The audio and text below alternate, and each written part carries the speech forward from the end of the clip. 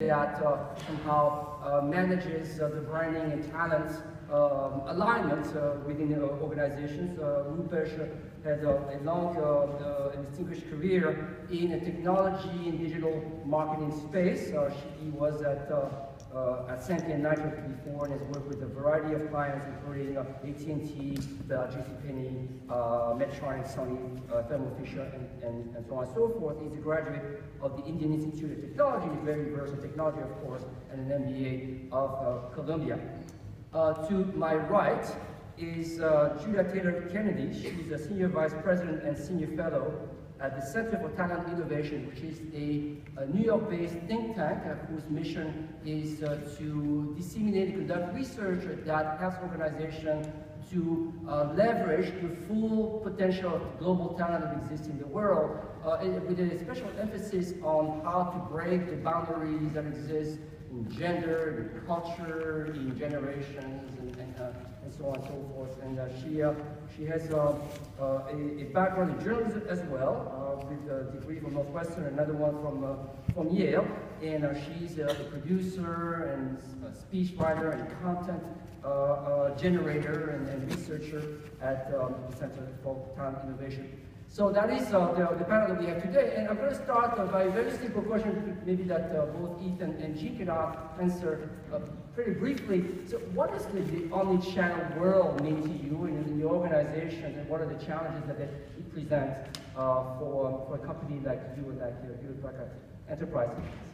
Good morning, everyone. Hi. So, omni-channel media, I think we heard a lot about it earlier with the conversation from GE. And what it is, there was a world where there was paid, earned media. There's also content that can be created and really experiences with a brand. And I think so relevant to this space is that your audiences are external and they're also internal. And so many, as we move to much more of a digital culture, we need to be creating experiences and content that's relevant for your audiences, so which includes employees. In the case of Hewlett Packard Enterprise, as we mentioned, we are if GE's the oldest startup, we're one of the newest startups, but we started on November 1st. Our CEO is Meg Whitman.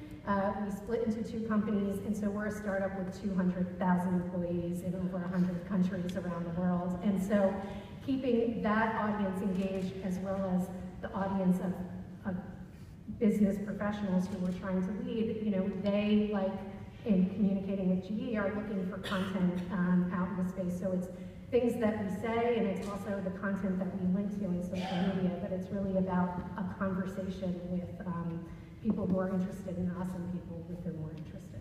Thank you. Very interesting. Ethan, same question to you at Bloomberg. What is the omni-channel world really on a day-to-day basis at Bloomberg? I like how you introduced it as a very simple question.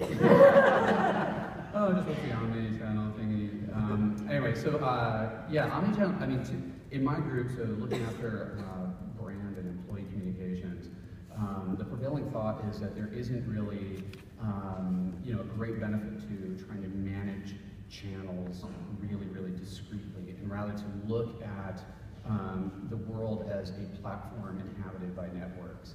And so a lot of what happens for us is, we're thinking about the kind of end of audience segmentation. Everybody can find everything through search. And so what does that mean for the company? It means that we have to be thinking about the, not just a battle for, to interrupt people in a channel while they're consuming some content, but rather to be thinking about their overall experience. And a lot of times what that ends up culminating in is an interaction with a human who tends to work at the company. And so we're thinking very hard about having all of these various brand experiences sort of ladder up into an interpersonal reaction, or interaction rather, that is meaningful and feels like it's paying off what our aspiration is for the company. Thank you very much. I'll go back to Jean. So tell us a bit more specifically now with respect to this interface between the brand and the talent. Mm-hmm. How are you organizing and managing the talent right now in this organization that is rapidly changing from a branding standpoint? So from a branding standpoint, we're looking at, what does it mean to be in the Packard enterprise, and what that means to what we promise to our audiences is linked to our history and our history of innovation, but it's really with a mind towards the future. So when we talk to our employees, how we ask them to behave, the culture that we're trying to build is really around core values that bring to life the history of innovation, but also speak to a bias for action, for instance, how we behave in this new digital age where we need to co-create with our customers and help them to transform their business in meaningful ways. And what's so important from a brand perspective, right, it's, given that everyone is consuming through search, as Ethan said, it's the people who answer the phone or the people you meet who represent the company. It's not, you can only have one brand, and the brand needs to come to life through the talent and the people at the company. So they need to understand what the company values, and it needs to be baked into how they're rewarded and how they behave at work every day. Thank you. Can you give us some examples of systems you have in place, programs you have in place, or measures you're using to sort of make it happen?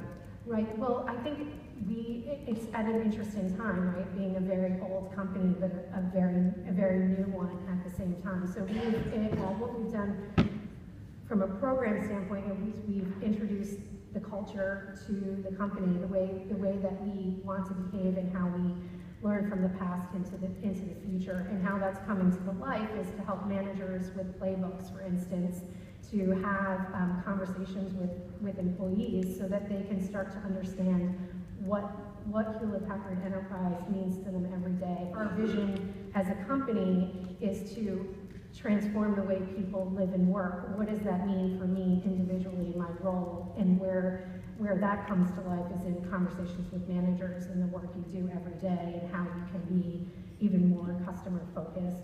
And we're doing the same with leadership, having conversations right now. How do they exemplify the culture that we want to create? How do they create organizations that have the culture come to life? And in terms of how we're measuring that, we're beginning with annual reviews where we're introducing the values into those conversations so that each manager and each employee have a conversation about delivering the values, and we'll look to measure that over time through voice of the workforce studies. Very good, excellent. Same question to you, Ethan. So there's a lot that we're doing to help the world understand Bloomberg as the company that it really is. So we're widely known, we're widely known for Mike the Man. I mean, he's a very prominent figure in the media. You may have heard a couple of announcements from him recently. And of course, we're known as the Bloomberg media brand as well, the television and Business Week and so on. But our core product is a Bloomberg terminal, and selling subscriptions to that and the enterprise services, the enterprise data services that feed off that. We're essentially, we're really a innovation and technology company with a huge software business. So one of the sort of brand challenges that we need to correct in the marketplace is to help people understand us as that, because we're out recruiting a lot of technologists and engineers and people who inhabit that space. So our team has done a lot of programs that started off as little one-offs, and now we've sort of systematized a lot of them. A key play that we do is taking a lot of the content that was initially designed for the consumption of employees. So intranet articles, videos about the workplace and so on. So first of all, we aligned that internal editorial strategy to the business. So we're telling that innovation story, we're telling that new market penetration story, we're telling that enterprise business story, and so on, internally. And part of that is just getting, the employee population to really understand what a company's narrative is. And now we've systematically externalized that content. So now my team, which was the employee communications team, is now the brand and employee communications team, because the preponderance, almost 85% of the content that we generate plays internally on our intranet and other internal systems, newsletters and that kind of thing for employees, but also on our careers blog externally, on the press announcements site externally, and then also the video content. And I have as you'd imagine, at a media company, I have a great multimedia team, embedded within my team. We produce really, really great video about what it's like to work at Bloomberg. And in fact, at this point, our hiring needs are what drive the editorial strategy. So if we have a particularly difficult position to fill, say it's a German-speaking analyst, who we need in London or something like that, we'll actually create a piece of content where we interview somebody who's in a similar profile. And we've started up a YouTube channel about a year ago called Inside Bloomberg. And that content is then instrumented all the way through into our applicant tracking system. So if you watch that video, you click the link to apply. So we're able to do that. The main sort of umbrella play here that I would share with you all is we're really turning our recruiters into fairly adept content marketers. And so my team are sending them every other week a list of content that they can share with candidates that maps to essentially a demand funnel. Awareness and comparison and so on, so that they're able to have much more effective conversations. And those same materials, by the way, are usable by employees to represent and talk about their work.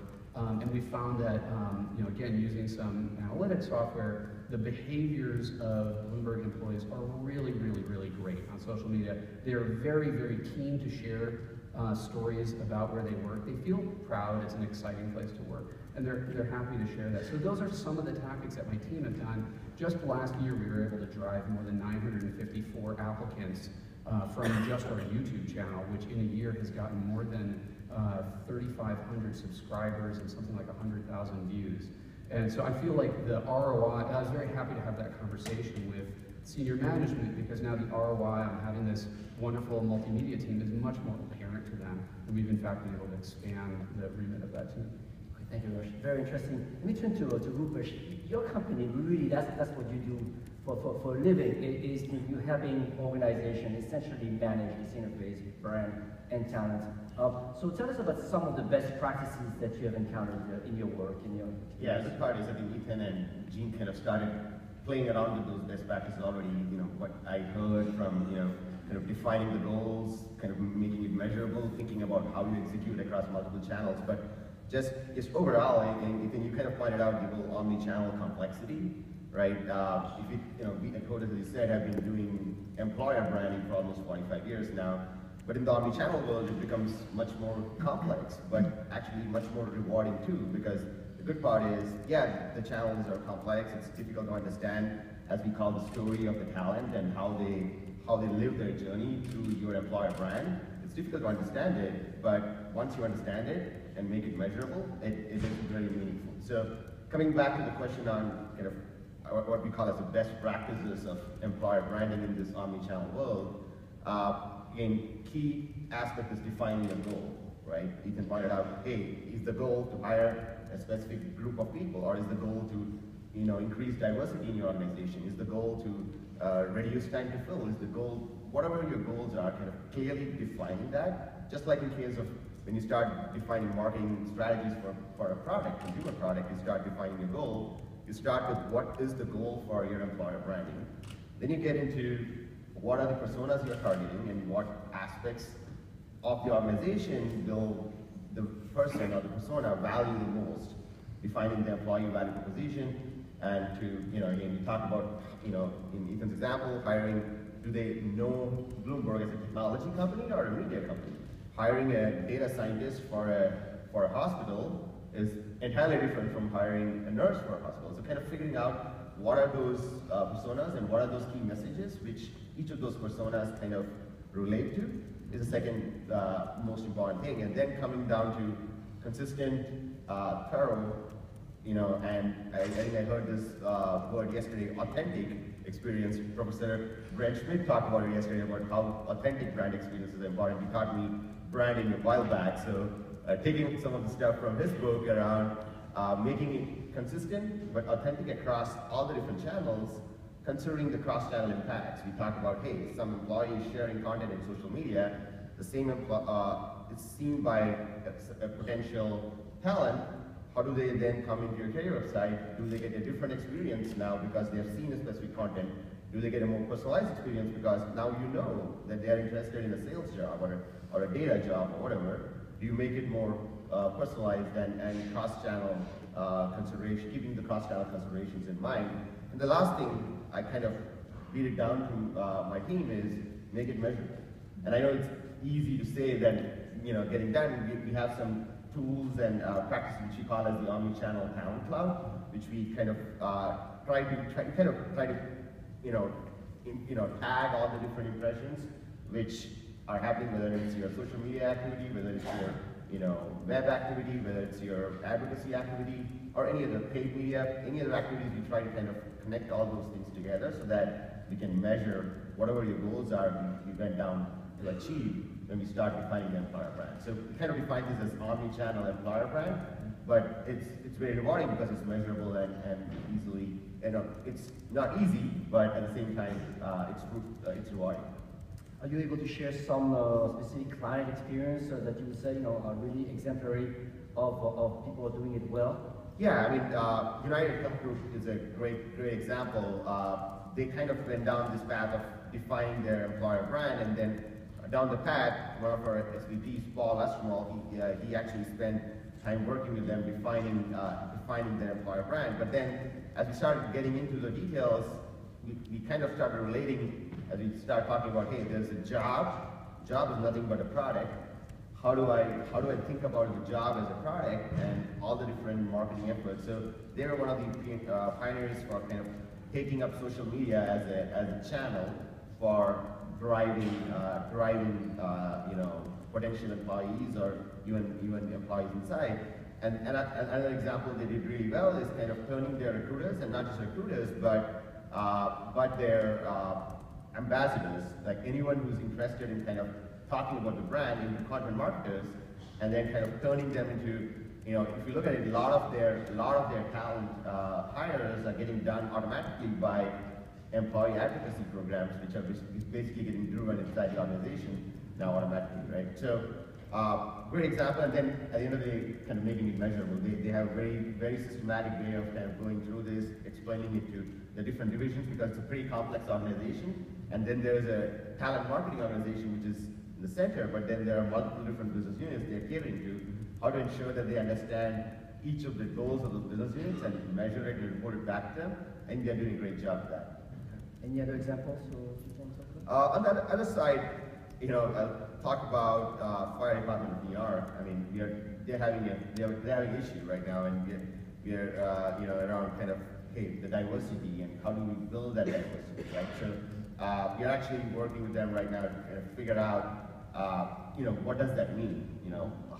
So they're our client. We are right now working down the path of, well, what are the gaps? Let's first understand what talent you need inside the organization to represent New York in FDNY, and then from there start thinking about where do they spend time. I mean, where can I hire an African American? Where can I hire Hispanic? Where can I hire whatever different type of individuals you're trying to hire, and what's the value proposition for fire department of New York? They're not yet through the journey, but I'm sure all of us will be watching it from the sidelines in the next 2 years as to how do we turn them around to kind of represent New York inside FDNY. Thank you very much. This issue of diversity is a natural segue to bring in Julia in the conversation. So you guys do a lot of research and try to show the benefits of diverse organizations from a branding standpoint. So what are some of the best practices you have seen in that respect, and what does the research show? Well, that's a great question, and actually I want to zoom out a little bit to start, because I think what you all have laid out on the table is how far along the journey your organizations are in thinking intentionally about talent and reputation and brand. What we hear from our more than 85 corporate members who are part of the Center for Talent Innovation's task force. We convene them every year in a summit and are talking to them constantly on an individual basis. And not all of them are where you are in terms of understanding that they can have an advantage in the marketplace, as well as with potential talent they recruit and talent they need to retain and engage around their reputation and brand as being an employer of choice. So we find that there's an enormous opportunity to focus on this type of reputation and branding at large, and there's a specific opportunity around diversity and inclusion to be an employer of choice, to stand out in the marketplace and be a thought leader in this arena. I think the tech sector in particular is a great example of both sort of the reactive nature that often companies get into in light of a crisis, as well as the proactive nature that they get into to try and compete for sort of very small talent pools, especially as tech companies are trying to attract more women, more diverse employees. You hear a lot of ideas, really innovative ideas, coming out of the tech sector about what will attract and retain those employees, as well as stumbles along the way. So we see things like the Microsoft CEO, who a little over a year ago had a gaffe around women asking for raises that can be balanced out by a Mark Benioff at Salesforce, who proactively has made himself a megaphone around the issue of pay equity as well as LGBT rights. And that, in fact, is an example of a company that has a lot of interesting best practices, sort of going out and saying, listen, we think we have a problem, we're going to do an audit of the salaries within our company, and then on a case-by-case basis reevaluate them. So it was sort of a real example of authenticity, as well as saying, okay, we're along a journey, but this is a place where our employees can feel that we're working on things and open to change. So it's very interesting to see companies play around with these possibilities. Some of the research that we do, just to put some figures to the potential here, we've looked at sort of companies branding around LGBT, both as an employer of choice as well as friendly to LGBT at large, in a study that's called Out in the World that was published a couple of years ago. And we found that for companies that are seen as LGBT-friendly employers, allies, in a survey that we conducted, 82% of LGBT allies said they were more likely to buy from a company that had LGBT-friendly policies on the books. So that shows some of this market upside for companies who have kind of put a stake in the ground around diversity. The other interesting thing that we saw around the tech sector when we looked at women in tech is how far technology companies really have to go, and why you see them very publicly wrestling with these kinds of diversity issues.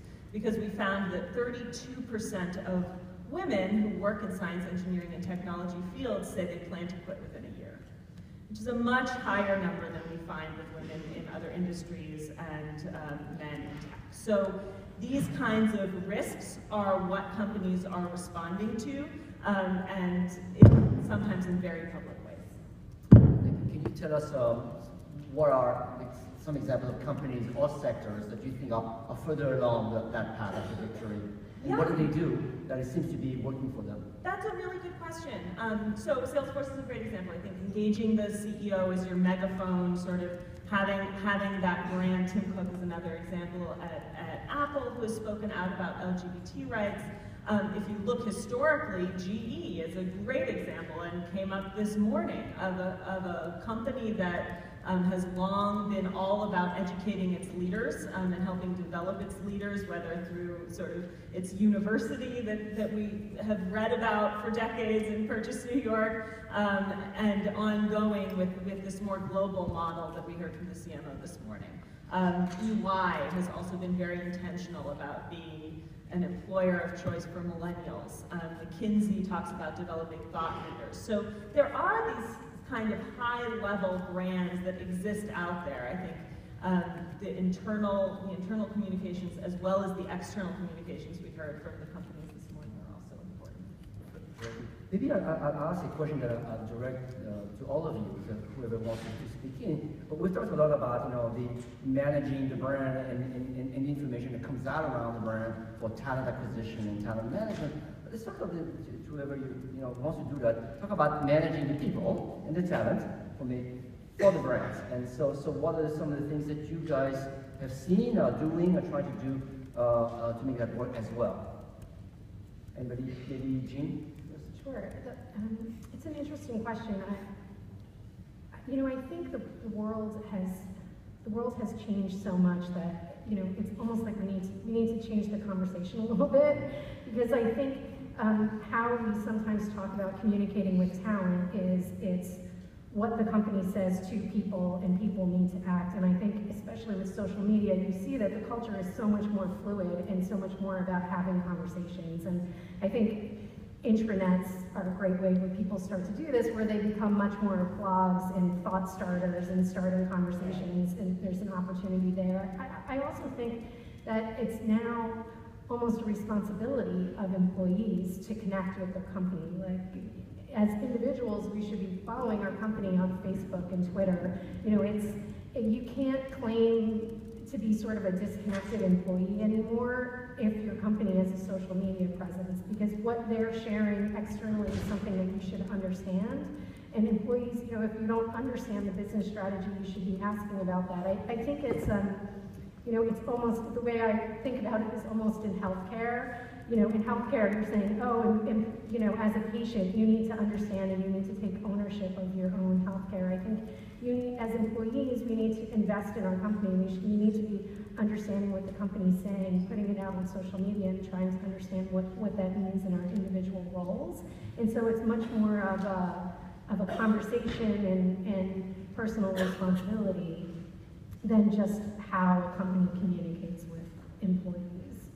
I think Home Depot is a brand, I think, which has done a really good job at kind of turning their talent into, you know, consumer-facing value, if you really look at it, right? So Home Depot hires a lot of people who are actually very passionate about what they do. So the whole DIY culture, and if you go to like a, you know, plumbing section, you will have a person who actually really cares about that and is passionate about that actually working there. That completely changes the perception of a consumer as you look at the brand and say, wow, these guys really know what they're doing. And that's one great example of turning your employees to be, you know, kind of driving your brand. There's a huge connection between the consumer brand and what the employee feels. Yeah, I think I would, the example I'd draw upon is actually from when I was at IBM leading the social strategy for that firm. One of the things that we did in my group was manage, the main channels, the at IBM and the Facebook page and our LinkedIn presence and all that. But we realized what would be most effective would be to manage those platforms as a place to have conversations amongst employees. So we were like really trying to activate that. And we created this whole engine for turning employees into, I loathe the phrase brand ambassador because they weren't. They were just like humans who worked at the company and had their own interests, and also happened to work at the company. But there's, at a company like that, there is such deep expertise. There are people who have, 10, 15, 30 years of experience in industries or certain technologies and so on. We built this system called IBM Voices, and it's still running today if you go to ibm.com/voices. What you see is sort of a digest of all the content generated by these experts at IBM, as well as the brand channels. But it's really just the tip of the iceberg. Behind that, there's this sort of pyramid of enablement, like at the base of the pyramid being, about learning the rules of the game, your basic sort of don't share confidential stuff, that kind of business. And then some enablement for, line employees, how to set up your profiles online, and then, specific guidance for managers, and then like really, really hands-on training for subject matter experts. And so what we did is we created this just huge groundswell of great content about the things that they're doing. And it's kind of like, if you're, the smart brands sort of like let their nerds fly free, because there are people who are just gonna love, like if you're a cement company, there's gonna be a cement scientist who's got all these people who are into cement. And if you're a data company, there's gonna be data scientists. And it's just like a very legitimate experience with the, with the company. And I think of that as, just creating more surface area for the company. And that surface area allows the company to sense and respond to opportunities and to threats, by the way. And the sort of notion of internality and externality just, I think, has just like broken down in a major fundamental way. And to assume that that still exists and to try to defend that is a little bit of, a fool's errand. I mean, there are things that you need to create confidentiality around and privacy around, to be sure. But when it comes to activating your brand and helping people understand legitimately what the business is and what the ambitions of the company are, as Dean was saying, having your values be the kind of operating system for that is a much more extensible governance approach than trying to have like brand managers control the conversation. Yeah. Well, something that we've found, building on that point with the companies that are members of our task force, is they're doing a lot of really exciting experimental things around diversity with their internal resource groups and networks for women, for LGBT, for people of color, that kind of happen in the company. They generate a lot of internal excitement and then aren't talked about very broadly outside of the company. So something that we do at the back of our reports and all our books is gather some of the best practices and then help our task force member companies talk about them publicly, find the home for them. I recently wrote a study on veterans in the workplace, and there's so much activity happening with recruiting veterans into companies, and just a few companies are starting to figure out the engagement retention issue with veterans. So Prudential, for example, the insurance company, is doing some very exciting things about bringing veterans in as interns, figuring out ways to really plug them into jobs that fit their military skill set, and then check in with them regularly to ensure that they're kind of transitioning well into the workplace, which is a huge challenge for many veterans who find themselves at the bottom when they had been officers or several years into their careers in the military. It's an enormous transitional challenge. So for companies like Prudential that are doing this exciting work but aren't really talking about it or just kind of off doing it, giving them a channel to have that be a piece of them as an employer, of their identity as an employer, has been really helpful. So thinking about ways to bring internal, external, I think is so important. And one of the challenges in the past was, when you start talking about it inside your organization, you probably didn't get support because it was like, hey, is it measurable? What are you, I'm spending too much effort on this, how do you measure? But the truth is that with the data technologies available right now, you can actually start measuring these, interactions as to the reach out your talent is doing to actually impacting whatever your goals are. Like we talked about yesterday, we were talking about those omni-channel, in the multi-channel, omni-channel world, the conversions are, there's a macro level conversion and there's a micro level conversions, right? Kind of defining those micro level conversion points and saying, yeah, if I get enough people to do this, let's say in our focus is always on talent acquisition, so we focus on kind of helping employees position their employers position their employees as advocates so that they can drive talent acquisition as an example. So we measure it by looking at how many folks were driven to the career website from this type of interaction, or how many people that came to the career website through this type of interaction ended up applying for the job, or how many were the right fit. So then kind of figuring out those micro conversion points and ensuring that you understand those along with the macro conversion points is important as you do any of these, because if it's not measurable, sometimes it just becomes a program on the side which gets shelved because no one cares about it. There is an advocate at some point, it goes on, but once the advocate is gone, the program just goes away, right? So, yeah. Very interesting. I do want to leave some time for questions. So why don't we turn over to the audience? Any questions that you might have, please step forward. There are different microphones over there that will be circulated. If you, yes, sir, please. Hi, my name is Randy Hayes. I work for a marketing insights consultancy called Pulse & Zaltman. This is all great about Omnichannel. I wanted to ask a question that links a little bit to what Linda Both was talking about this morning. And what was really interesting to me is you see GE, it's the questions about the intersection of culture, talent, and marketing. And a lot of companies, they have a center of gravity or a culture that's oriented around what they do. So it might be technology, it might be finance, or science. Yet, in this world, you really need to be great marketers too, and you're asking these companies to have their employees do marketing when that might not be what they join the company to do. What are your thoughts in terms of taking a company that doesn't necessarily have a marketing orientation, but can do both, can be like a great scientific company, great engineering company, but also world-class marketers? And what role does talent play? Is it the culture that leads to talent acquisition, or do you get the talent in to help change the culture? And I'll take my answer off the air. Thank you. Big question. Anybody? So I think it's a transformation question really here, right? So when you start thinking about, it has to be both ways.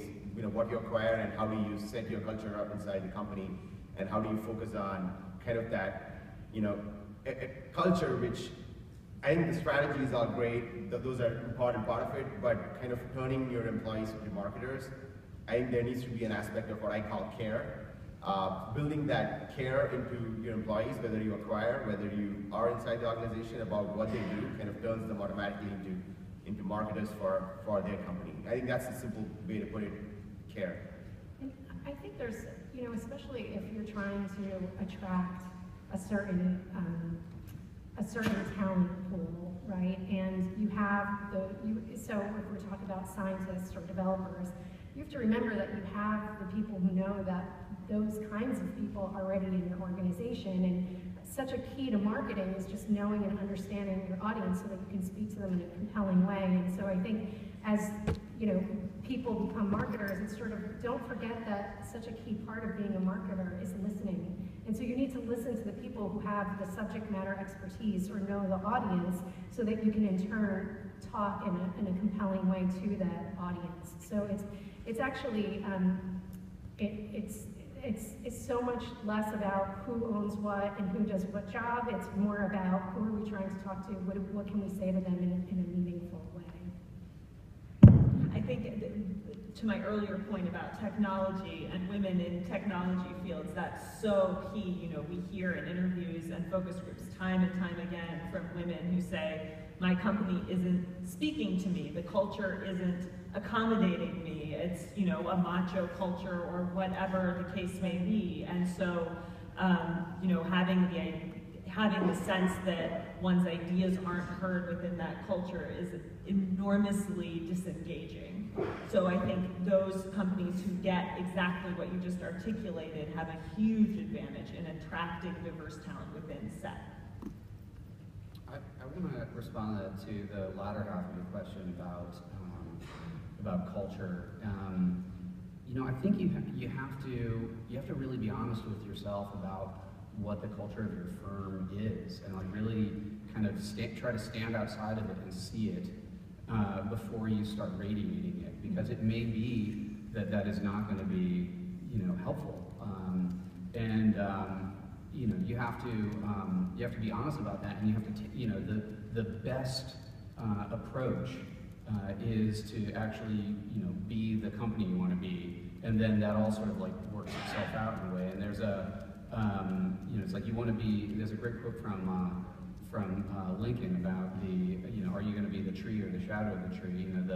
The tree is character and the shadow is reputation. And if you get the tree right, then you kind of don't have to worry about it. And I'm proud to say I work for a company that has a very, very strong culture. It has a lot of really progressive. It appeals to me as a kind of progressive person. And not that it's perfect, it has its foibles as well, but when we invite people in, either in a physical sense to come into our offices, and you feel that energy, and you see that every conference room has glass walls, and the chairman has the same size desk as the intern, and you see what kind of company it is, and it is really who we are. Or if you experience us through some of the content that we create, these videos I was talking about, or blog posts, or whatever, it's going to attract a certain kind of person, and all those things are managed in our company, down to very, very specific details, and part of that happens because our founder is very particular about some of these things, and it's become, people have internalized that, and you get very excited about it, and you want to defend the good parts and make more of the good parts. and tell people about the good parts. And that's what, we've had a lot of success radiating that. And I think in a way, it ends up being a passive filter for people who wouldn't work out well there. And one of the metrics that we definitely look at is, you know, how sticky are we as an employee? You know, like when we hire somebody who we think is top talent, do they stay? And a lot of that has to do with, are they a cultural fit? So we want people to know what they're getting into before they come on in. Very good, thank you. Another question, there's a gentleman in the front. Just wait a second for the mic to apply.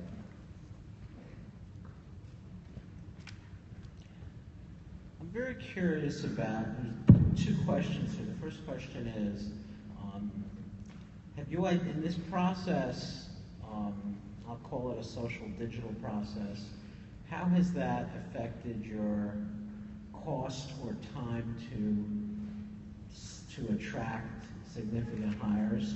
And the second is, have you had situations where people are doing one thing, but you realize that they should be your social voice to prospects? And just curious about experiences you can share and results. Yeah, I can answer the first question because we kind of help companies in this process of talent acquisition. So that's the complexity of the always-on omni-channel world, right? If you don't focus your efforts across the right channels, your cost of acquisition increases and your time to fill increases, right? But on the other hand, if you really have an always-on strategy to kind of acquiring talent, which means basically let's look at all the different channels. Let's look at it in. I want you to focus. For example, are there less interviews? Okay, is it a shorter situation? Is there somebody you hire somebody who then somebody else tags along? Just some experience. Yeah. So if you look at examples here, so if you spend time nurturing your talent and before you get into the interview process, so it's more like thinking about consumers and the way you nurture your consumers. If you nurture your talent, you don't necessarily, you know exactly who you're talking to, so your interview process and the way you think about getting the talent to the organization reduces significantly if you can continue to kind of attract them, capture them, just like how you do customer relationship management, you know, do candidate relationship management and ensure that you spend more time understanding the talent rather than actually taking them through the process of interviews and things like that. And it's definitely reduced time to get the person and get the right person into the organization because now you spend much more time understanding the person you're hiring. Is it half the amount of interviews? Is it half the amount of time? Do you find that fellow employees can vet people through the social interactions? Do you have any data or anything you can share with that? Probably depends on a case to case, like which company you're talking about specifically. But we have seen, like, for example, United Health Group is a great example where the time to fill reduced by 50% because they focused on all the social and digital interactions and kind of attracting that, right? So again, we can talk about specific metrics, but again, it depends on the company and the situation of the company itself. Thank you. I think, yeah, I don't know whether you understood your second question or not.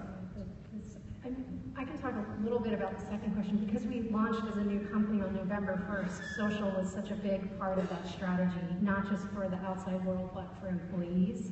So we did a couple things. One was a mass event where we set the word out that everyone should change their LinkedIn profile on the same day. And so we had this huge traffic on LinkedIn, and there was a story about Meg Whitman, I have a new job, right? So just like everyone on LinkedIn, someone will get that message if they're connected to Meg Whitman. So we did that sort of en masse, and that was something that attracted a lot of people's attention. So if we happen to be a company that you started to follow, you would say, wow, this is really an engaged workforce. Is that a cultural fit for me if that's someone, you know, who might be looking at the company? And the same online, there were lots of opportunities in offices around the world for you to take your picture on day one and be part of the process and the birth of this new company. And it, you know, from step and repeats to just pictures of people having celebrations, it really went around the world, and it started at the beginning of the day in Asia, and, you know, followed the way around the globe, and that was just a way for people to show their enthusiasm. And so since then, we've tried to harness the power of employees as social ambassadors and have started an internal program so that our employees who are interested and want to share social content, they can find the content, whether it's something we produce or it's something that's relevant, that they could then share with the world. So it's not exactly tied to talent, but we have found that if you have employees who are these social ambassadors, that there's a way that you can help to equip them to widen their range, and then if people are following us as a company, they can very easily get a sense if it's a cultural fit for them. We really like the economics on employees sharing content that leads back to job interviews and leads back to candidates. And we're a private company, so I wouldn't talk about these specific numbers, but it compares very well to the traditional recruiting process. And it's very hard, frankly, to say the candidate who comes in through a content marketing program versus a traditional recruiting program is going to be cheaper or faster time to hire or whatever, because there's such a diversity and attribution models are very difficult to to line up to a specific candidate. But we like that very much. We think that we get very good candidates through that process. And we've also, like when it comes to the front door of the company as well, we've really looked at the front door metaphorically. We've looked at our employee onboarding through a new brand lens as well, and launched a whole new look and feel for that, and decrease the cycle time. And we've gotten a lot of efficiencies out of that we like a lot as well, which is really a brand. So we sort of like shored up the brand around that, a brand experience around the orientation, and there are dollar benefits to that. Again, not something I would disclose, but there's dollar benefits to that in terms of just even completing forms, verifying ID, all that kind of stuff. When you look at it as a brand experience, and you look at that as a user experience, like you would a client flow, you get some real dollar benefits on that as well. I think just building on something Jean said earlier about values and values definition and kind of meaning and purpose for employees, there's also a way to partner with external organizations. Giving Tuesday comes to mind, where employees internally have an opportunity. I think, has everyone heard of Giving Tuesday? Is that something you're familiar with? Okay, so this is an initiative actually started by the 92nd Street Y in partnership with some other global organizations, where large corporations and individuals on the Tuesday after Black Friday and Cyber Monday take on a philanthropic project. It's highly social. A lot of companies, it's exploded in the last couple of years, and it's an opportunity for employees to kind of design their own volunteer philanthropic initiative on that day, speak publicly about it so that their company is attached to this philanthropic initiative. It's engaging for the employees who have this kind of meaningful day, and it also is linked to the public brand and face of the company. So it's highly narrow, but it's an example of something that came up this morning also about partnering with external partners who can help you sort of work through some of this brand identity that doesn't have to completely come from within and seem completely of your own corporate initiative. Thank you very much. We are reaching the end of the session. I just would like you to join me in thanking actually our guests today for a very terrific discussion. They'll be around a few more minutes around the break. So if you have additional questions, please feel free to come and approach them with more questions you might have. Thank you very much.